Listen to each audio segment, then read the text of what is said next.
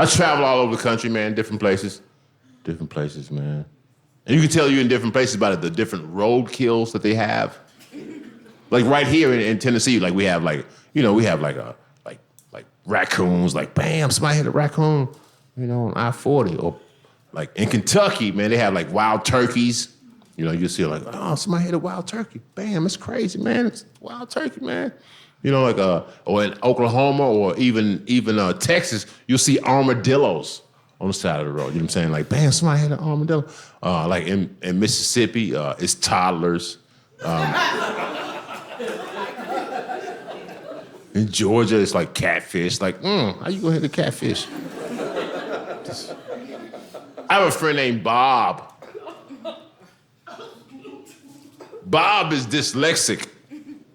Yeah, he spells his name B-O capital B.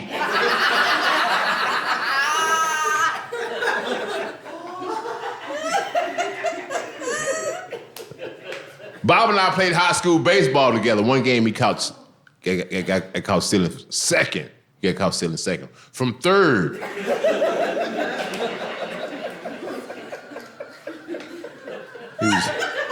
He was real dyslexic because he was on third base and he got caught stealing second.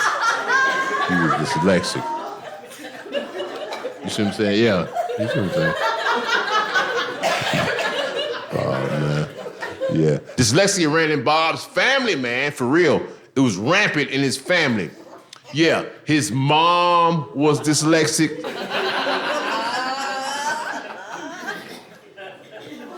His dad.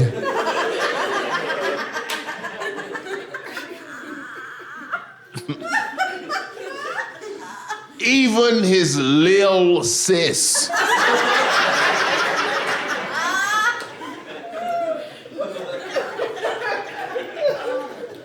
It's crazy, man. Bob, man, it's crazy. He was out camping one time, and he's no longer with us. He was out camping one time, and man, he had this accident. Well, it wasn't an accident. He got mauled. Well, what happened was he got lost and he kept sending out an OSO, right? Just kept sending out these OSOs, like OSO. Just so many OSOs. And a bear got him.